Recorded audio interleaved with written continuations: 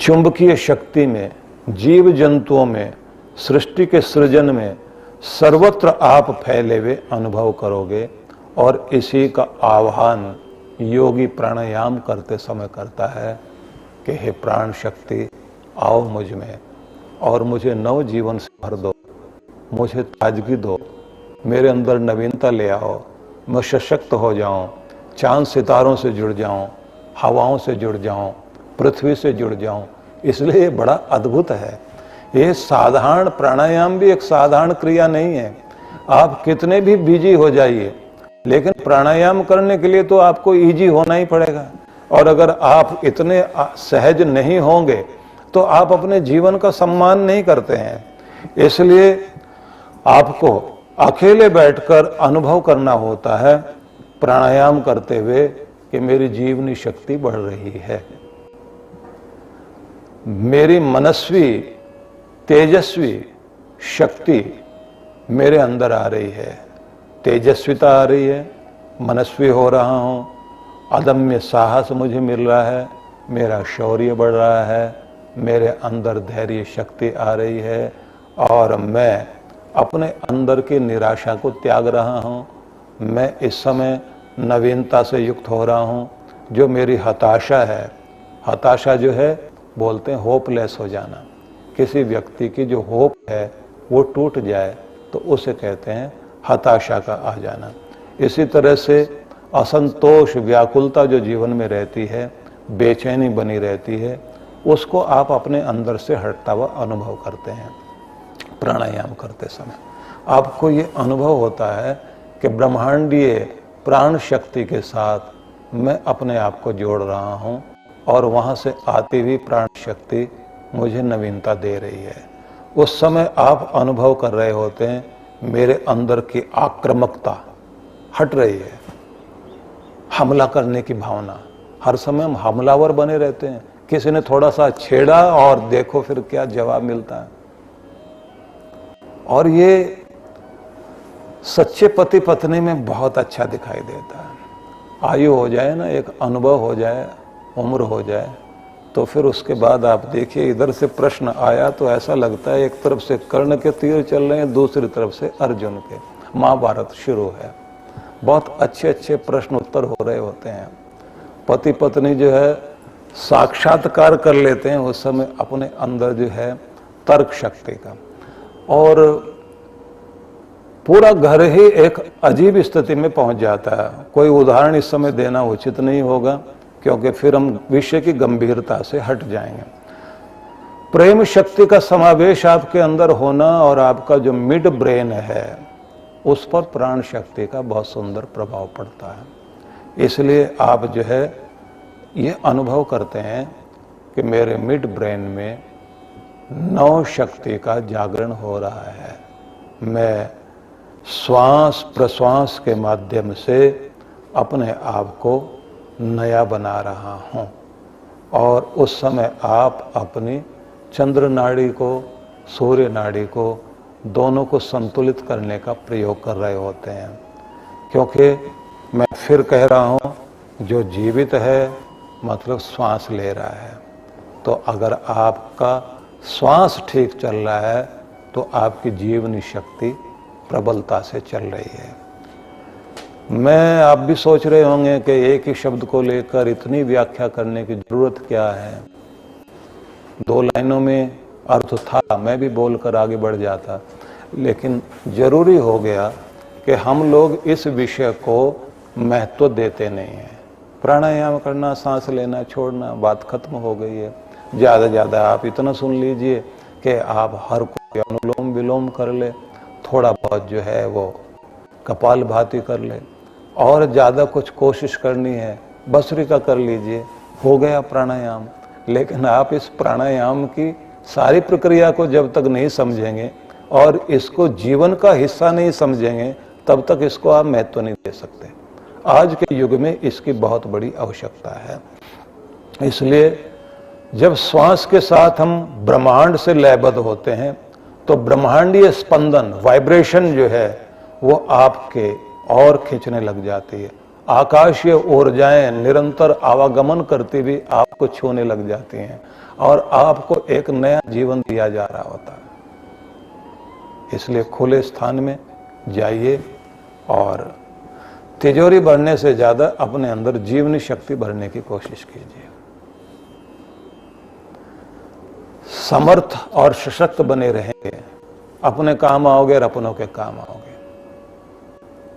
थोड़ी सी और व्याख्या कर लेना उचित होगा कि स्वामी रामतीर्थ ने कहा था कि जब मैं जापान में गया तो मैंने वहां पर ऐसे वृक्ष देखे जिनको मैंने हिमालय में देखा था कि हिमालय में वो 60, 70, 80 फुट ऊंचे तक, 100 फुट ऊंचे तक देवदार के वृक्ष थे, लेकिन मैंने उनको वहां गमले में 6 इंच का ही पाया और पता लगा कि उनकी उम्र काफी थी।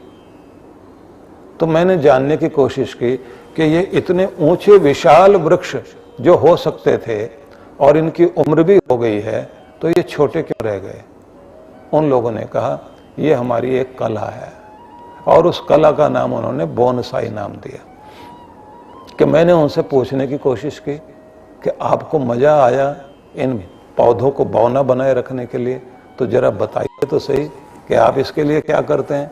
उन्होंने कहा ये एक पद्धति है जिसमें हम लोग जो है नाप तोल कर इनको जो है खुराक देते हैं, मतलब इनका जो मिट्टी और खाद डालते हैं, और बड़ी बात ये है ये लंबे ना हो जाएं, इसलिए इनके नीचे से जड़ें काटते रहते हैं। अगर आपको लंबा नहीं होना तो अपने प्राणों की जड़ें काटते रहिए, रोज बैठकर दुखी होते रहिए, बौने बने रह जाओगे, छोटी जिंदगी जीकर दुनिया से विदा हो जाओगे। उम्र लंबी हो सकती होगी, लेकिन वो उम्र उसमें जिंदा दिली नहीं होगी। सार में मैं यही कहना चाहता हूँ, अपने जड़ों पर कैंची चलाने का सीधा तरीका है बहुत दुखी रहना, पछताते रहना, गुस्सा करते रहना, जलते भुनते रहना, चिड़चिड़ा स्वभाव अपना लेना, बात को बुरा मान लेना, दिल पर लगाकर बैठे रहना, गुस्सा करना इस बात के लिए ये मुझे समझते क्यों नहीं, मेरे साथ ही ऐसा क्यों होता है। अपने आनंद को और मस्ती के जीवन को हम भूल गए हैं, इसलिए हमको जीना नहीं आ पा रहा। जिस समय आप प्राणायाम कर रहे होते हैं उस समय एक होता है तेजस्विता का प्राणायाम और उसी में होता है तेजो ध्यान। तेजो ध्यान को अगर आप सीख लेते हैं उस समय आप सुबह की आती हुई धूप के साथ प्रकृति के समस्त ऊर्जाओं से अपने आप को केंद्रित करते हुए उस समय उसके वरदानों से स्वयं को भरते हैं। पिछले दिनों जो ध्यान हम लोगों ने सिखाया उन सब में मेरी बहुत इच्छा थी कि मैं तेजो ध्यान भी सिखाऊं, लेकिन मैं समझता हूं कि उसके लिए हम लोग आगे जब समय मिलेगा तो मैं आपको बताऊंगा।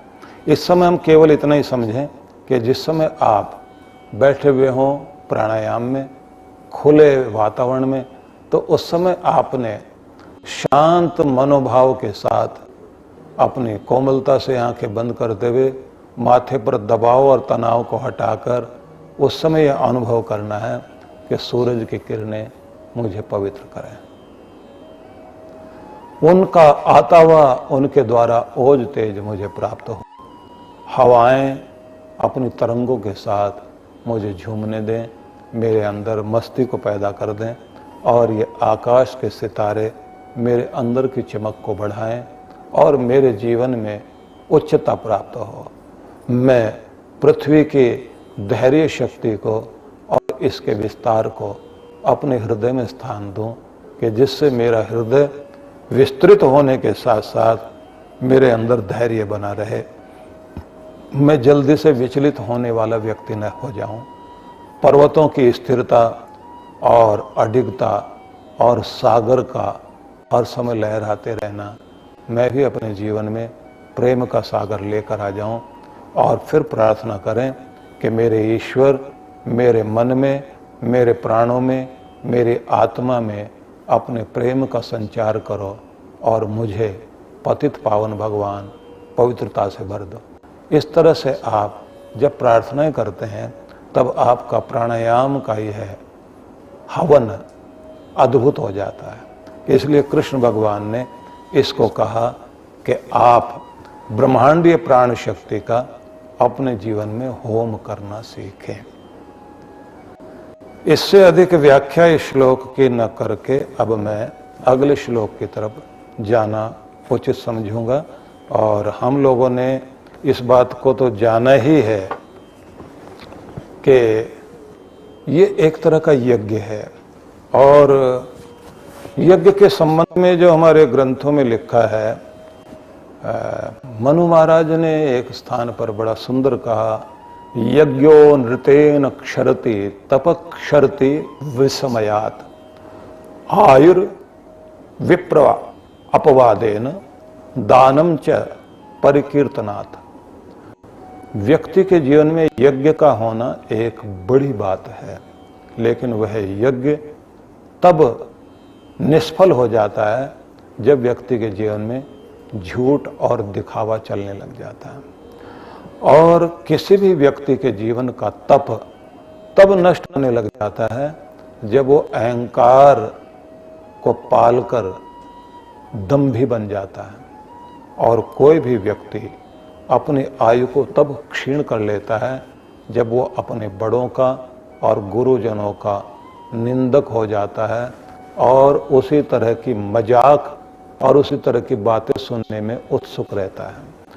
और वह व्यक्ति जो दाता है, दान करने के बाद जब अपनी दानशीलता का गुणगान सुनना चाहता है और मुख से भी गुणगान करता है, मैंने ये दिया, मैंने वो दिया, मैंने ये किया, मैंने वो किया, मैंने यहाँ इस पर इतना मैंने एहसान किया, ये मेरे सामने बोल नहीं सकता, सिर नहीं उठा सकता, इस तरह की सारी बातें करते रहने से उसके पुण्य को हम लोग नष्ट कर देते हैं।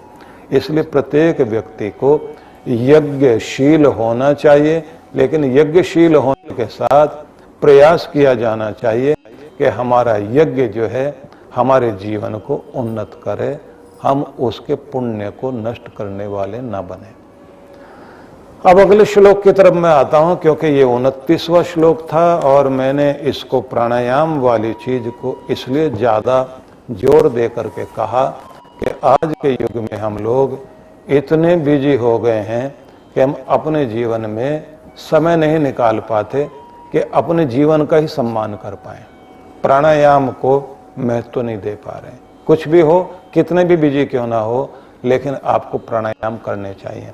नहीं तो आपको वो यौगिक प्राणायाम कर लेना चाहिए जिसमें केवल 2 मिनट ही लगेंगे, खड़े खड़े ही आप लोग कर लेंगे, जिसके द्वारा आपके शरीर में इतनी तेजी से प्राण वायु भर जाएगी कि आप 2-3 मिनट में ये अनुभव करेंगे जैसे मैंने 5-10 प्राणायाम कर लिया हूँ। योगियों ने बहुत अलग अलग तरह के प्रयोग दिए हैं और गुरुजनों का लाभ लेने के लिए प्रबंधन व्यवस्था शिष्यों को हाथ में लेनी चाहिए। गुरु को अगर प्रबंधन में डाल देंगे तो फिर उनकी जो ऊर्जा है वो बाहर की तरफ लग जाती है। गुरु से कुछ लेने के लिए तो हमें तानसेन की तरफ वातावरण बनाना चाहिए कि अकबर को लेकर वो गए और जाकर के गुरु जहां आनंद में बैठे हुए थे, तानपुरा लेकर के उन्होंने छेड़ना शुरू किया, इस तरह से गाना शुरू किया कि गुरुदेव का मूड भी बने और एक स्वर पर जाकर वो वहां रुके और आकर कहें, अरे ये कैसे गा रहा, तो ऐसे नहीं, ऐसे गाओ। तो वो तो सुनना ही चाहते थे। और तानसेन ने जैसे हरिदास के सामने वो साज छेड़ते हुए और एक स्वर का गलत प्रयोग किया, बस उसी समय स्वामी हरिदास हाथ में तानपुरा लेकर और उन्होंने जो स्वर छेड़ा, बस वहीं पता लगा कि जैसे कायनात रुक गई हो। महान पुरुषों के द्वारा लाभ लेना आना चाहिए। और आगे चल कर के आप जब देखेंगे भगवान कृष्ण ने इसका अनुमोदन किया कि गुरुजनों से कैसे लाभ लिया जाता है, तुम कैसे उनकी शरण में जाओगे, वो श्लोक भी आप सुनेंगे। तो आइए हम 30वें श्लोक पर इस समय चिंतन करते हैं। 4थे अध्याय का ये 30वां श्लोक है। अपरे नियताहारः प्राणान् प्राणेषु जुह्वते सर्वे पेते यज्ञ विदो यज्ञ क्षपते कल्मषः। यज्ञ क्षपित कल्मषः शब्द है। तो अन्य लोग अपना आहार नियमित करके प्राणों का प्राण में हवन करते हैं। ये सब यज्ञ के ज्ञाता लोग हैं, यज्ञविद हैं, जिनके समस्त पाप यज्ञ द्वारा नष्ट हो चुके हैं।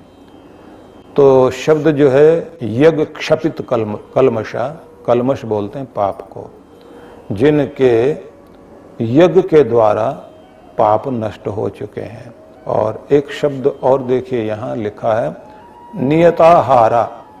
नियत आहार शब्द पर ध्यान देंगे तो अर्थ हुआ नियमित संतुलित आहार करने वाले लोग। यज्ञ विदा शब्द भी एक है, जिसका अर्थ हुआ जो यज्ञ विद है, यज्ञ को जानने वाले लोग हैं। अब सारे श्लोक को ध्यान में लेकर के हम समझें। भगवान श्री कृष्ण कह रहे हैं कि अन्य लोग अपना आहार नियमित करके प्राणों का प्राणों में ही हवन करते हैं। 3 तरह के प्राण प्रक्रिया के विषय में मैंने बताया। उसके बाद में आगे कृष्ण भगवान कहते हैं कि अन्य साधक लोग एक व्यवस्था और करते हैं कि जहां वो प्राणायाम कर रहे हैं वहीं अपने आहार को भी नियत आहार, संतुलित आहार बना लेते हैं। योगियों के लिए आहार की व्यवस्था करना ये बहुत आवश्यक हो जाता है। कितना भोजन लेना है और किस तरह का भोजन लेना है। मैं इस विषय में सिर्फ इतना ही बता सकता हूं आपको कि गुरुजन इस संबंध में बहुत जानकारी रखते हैं। कब किसको किस तरह के कंदमूल फल देने हैं, कब शाक पात देने हैं, कंद कब और मूल कब, बीजों के द्वारा, वनस्पतियों के द्वारा, औषधियों के द्वारा, किस समय में, किस ऋतु में, कितनी मात्रा में कौन कौन सा भोजन दिया जाना चाहिए और किस तरह से किस समय में साधनाएं कराई जानी चाहिए, इसका उन लोगों को बहुत बड़ा ज्ञान होता है और इससे आपके शरीर को लाभ भी बहुत अधिक होता है। अन्यथा आपके हाथों से समय निकलता चला जाएगा, क्रिया आप करते रह जाएंगे लेकिन लाभ नहीं ले पाएंगे। इसलिए प्रत्येक व्यक्ति को आहार के संबंध में भी जानकारी होनी चाहिए। सामान्यतया मैं यहाँ इतना आपको जरूर कहना चाहता हूँ कि हर व्यक्ति को अपने आहार पर बहुत ज्यादा ध्यान देना चाहिए। वैसे तो अभी आहार के संबंध में बड़ी खोजें हुई हैं। शाकाहार एक बहुत सुंदर आहार प्रक्रिया है। शाकाहारी जीव जितने भी हैं उनके जीवन जीने का ढंग बहुत अद्भुत है। मांसाहारी प्राणियों को अगर आप देखेंगे तो उनके कुछ अलग पहचान होती है। मांसाहारी जितने प्राणी हैं, क्योंकि मनुष्य को मांसाहारी नहीं माना जाता, लोगों ने जो प्रचलित किया हुआ है कि पूरी दुनिया में 90% लोग जो है वो मांसाहारी हैं और शाकाहार का प्रचलन तो जो है धीरे धीरे और खत्म हो रहा है। लेकिन मैं तो ये देख रहा हूं कि शाकाहार की तरफ लोग दोबारा लौट रहे हैं। और जब से ये कोरोना वायरस का अपना दुष्प्रभाव सामने आया है तब तो उनको भी मजबूर कर दिया है प्रकृति ने। जो लोग जो है यही समझते थे कि कच्चा मांस खा लिया जाए। इतना जरूर आप जान लीजिए कि शाकाहार करने वाले प्राणियों की पहचान भगवान ने अलग बनाई है और मांसाहारियों की पहचान अलग बनाई है। जितने भी मांसाहारी प्राणी हैं वो आपने देखा होगा पानी जब पीते हैं तो चाट कर पानी पीते हैं। कुत्ता, बिल्ली, शेर, भेड़िया, जितने भी मांसाहारी जीव हैं पानी को घूंट भरकर नहीं पीते। लेकिन जब आप शाकाहारी प्राणी को देखेंगे, बकरी को देखिए आप, घोड़े को देखिए आप गऊ को देख लीजिए, वो जब पानी पिएंगे तो घूंट भर के पानी पीते हैं। आप उनकी बात छोड़ दीजिए, जो पक्षी हैं जिनको आप शाकाहारी मानेंगे तो वो चोंच में पानी लेंगे, पिएंगे, निकलने का अपना एक तरीका उनका। आप कुत्ते को पानी पीते हुए देख लीजिए, वो जीभ से चाट चाट के पिएगा। बिल्ली चाट चाट करके पानी पिएगी क्योंकि वो मांसाहारी जीव है। और कमाल ये होता है कि उनको गर्मी बहुत ज्यादा लगती है गऊ को आप, घोड़े को आप देखिए, गर्मी में भी कितनी ज़्यादा तेजी के साथ में वो दौड़ सकते हैं, धूप में रह सकते हैं, उनको उतना। और एक बड़ी कमाल की बात है कि अगर हम मेडिकल साइंस के अनुसार ही समझने की कोशिश करें तो एक जीव विज्ञान के अनुसार एक बहुत बड़ा भेद देखने को मिलेगा कि जो मांसाहारी जीव हैं उनकी आंतें छोटी होती हैं, शाकाहारी जीवों की आंतें बड़ी लंबी की है भगवान ने। छोटी आंतों का मतलब होता है कि उनके शरीर में गया हुआ मांस सड़कर बीमारी न पैदा कर दे, इसलिए उनकी आंतें छोटी बनाई हैं। शाकाहारी जीवों की आंतें जो है बहुत लंबी है, मनुष्य की आंतें भी लंबी हैं। और आदमी जो है घूंट भर के पानी पीता है, वो पानी चाट कर नहीं पीता। भगवान ने प्रक्रिया ही हमारी अलग बनाई है। दूसरा ये है कि उनको दांत भी अलग तरह के दिए गए हैं।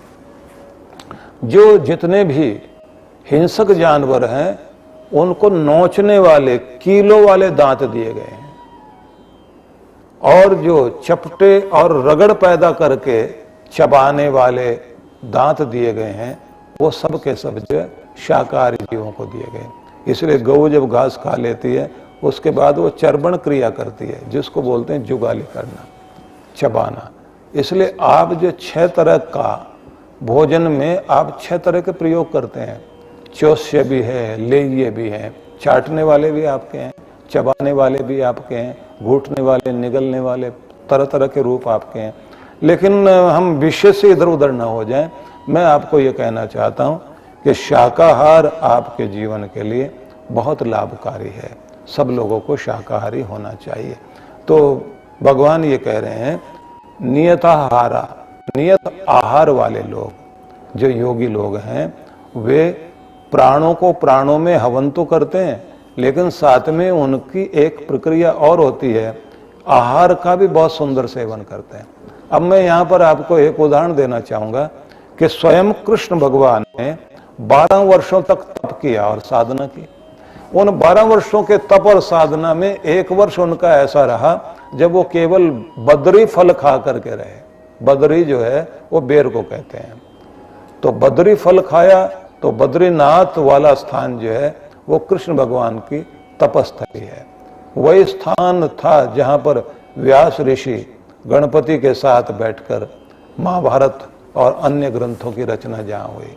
सरस्वती नदी का जहाँ पर उद्गम स्थल है, जहाँ ऊपर से सरस्वती नदी नीचे गिरती है, वो स्थान जो है, आप जाएं कभी बद्रीनाथ में तो माना गांव की तरफ चलिए आप, जो भारत का सबसे आखिरी गांव है। वहाँ जाने के साथ में आप थोड़ा सा ऊपर चले जाएं तो जहाँ पर सरस्वती नदी ऊपर से नीचे गिरती है, बीच में कहते हैं ना कि भीम ने वहाँ पर एक लंबी चट्टान रख दी थी, तो वहाँ जाके आपको एक आनंद आता है। उस समय आप देखते हैं कि कितनी ऊंचाई से सरस्वती नदी जो है नीचे गिर रही है। और उससे पहले जैसे आप आएंगे तो आपको व्यास गुफा, गणपति गुफा वहाँ पर मिलेगी। लेकिन मैं जब वहाँ गया और 300 लोगों को लेकर मैं गया था, साधना हम लोगों ने वहाँ रह करके की, तो उस समय एक बात ये मेरे मन में भी शंका थी कि यहाँ तो कोई औषधियाँ, वनस्पतियाँ देखने को मिल नहीं रही हैं, तो भगवान कृष्ण कैसे रहे होंगे। लेकिन जब वहाँ के गांव वालों से पूछा तो उन्होंने कहा इधर की तरफ बर्फ है, लेकिन ये जो साइड है इसमें आप देखिए छोटे छोटे जो है बूटियाँ उगी हुई हैं। तो वहाँ एक तरह का फल होता है बेर जैसा, उसको ग्रहण करते हुए, खाते हुए भगवान कृष्ण ने 1 वर्ष साधना की। तो साधक के लिए कौन सा फल खाकर या कौन सी चीजें खाकर अपने शरीर का कायाकल्प किया जाए, कायाकल्प की अपनी एक प्रक्रिया है जो आयुर्वेद में अपने आप में एक बहुत सुंदर प्रक्रिया है, अपने शरीर का नवीनीकरण करना। तो योगी लोग अपने आहार को और प्राणायाम को दोनों को साथ में करते हुए एक कार्य करते हैं कि यज्ञ के माध्यम से, मतलब इस यज्ञ के द्वारा, इस साधना के द्वारा क्या करते हैं, यज्ञ क्षपित कलमशाह, यज्ञ के द्वारा अपने कलमशों को, पापों को फेंक देते हैं, निकाल देते हैं। और साथ में ये भी ऐसे वे लोग जो यज्ञ विद हैं, यज्ञ के विधान को जानते हो, मतलब ये प्राणायाम आदि जो साधना का जो विधान है, इसको जानने वाले लोग ही इस तरह से साधना के द्वारा अपने पापों को नष्ट कर पाते हैं, अपने अंदर के कलमश को, अपने अंदर जो जन्म जन्मांतरों के चीजें जुड़ी हुई हैं उनको नष्ट कर पाते हैं। और उनकी सबसे बड़ी बात होती है वो परमात्मा के धन्यवाद में संलग्न होते हैं। ऐसे लोग जो परमात्मा का धन्यवाद करते हुए अपने जीवन को धन्य करते हैं, वो बड़े अद्भुत लोग होते हैं। जरा सोचिए कि धन्यवाद करने की प्रक्रिया कितनी अद्भुत प्रक्रिया हमारे यहाँ मानी गई है कि आप किसी भी बात को लेकर प्रभु का धन्यवाद करो।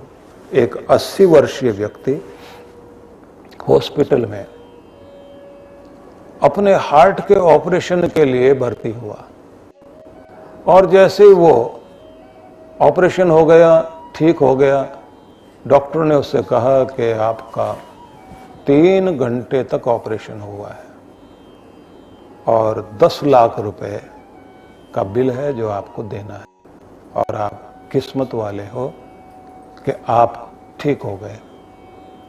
सुनते हुए आदमी रोने लगा, आसमान की तरफ देखे और रोए।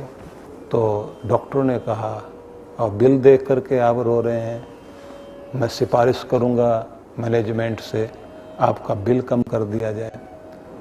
उस बुजुर्ग ने कहा कि नहीं, 10 का 12 लाख ले लीजिए आप, उसके लिए मैं नहीं रो रहा हूं। आपने केवल 3 घंटे मेरे दिल को संभाला और मुझे ठीक किया, और उसके लिए आप 10 लाख ले रहे हैं। तो जिसने 80 साल तक मेरे दिल को संभाला और मुझे ठीक रखा, उसने तो आज तक मेरे पास बिल भेजा ही नहीं है और मुझे कभी ये भी नहीं कहा कि मैंने तेरे लिए किया है। तो आज मैं उसको याद कर करके मेरी आंख में आंसू आ रहे हैं कि वह मेरे परमात्मा तो कितना अद्भुत है। यहाँ मेरा डॉक्टर जो तुझे पूरी तरह जानता भी नहीं है, शरीर के बारे में थोड़ी सी जानकारी रखता है, 3 घंटे उसने मेरे शरीर को, मेरे दिल को संभाला। वो तो 10 लाख की डिमांड कर रहा है, बिल लेकर के सामने खड़ा हुआ है, ऊपर से एहसान भी जताता कम करा दूंगा, लेकिन तूने तो आज तक कुछ लिया ही नहीं। 80 साल तक मेरे दिल को संभाला और मुझे इतना प्यार दिया, मुझे ये संसार में जीवन दिया और यहाँ खुशियाँ दी, और कभी बिल भी नहीं दिया। कभी तूने ये भी नहीं उम्मीद रखी कि मैं आपको क्या लौटा दूं, तू देता ही चला गया कि इसलिए मैं उसको धन्यवाद दे रहा हूँ और आंख में आंसू आ रहे हैं। तूने 80 साल तक मुझे इतना अच्छे से रखा।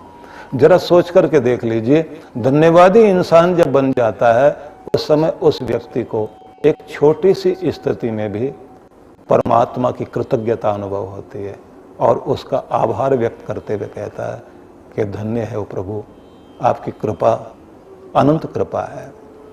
बस इस तरह से धन्यवाद देते हुए जिनको जीवन जीना आ गया, समझ लीजिए वो यज्ञविद बन गए, उनका जीवन धन्य हो गया। तो आप सबके प्रति मैं बहुत सारी मंगल कामनाएं करता हूं और प्रभु कृपा करें कि हमको कृष्ण भगवान के ये महान संदेश आनंदित करने वाले बन जाएं और इनका लाभ ले सकें। ओम शांति शांति शांति ओम।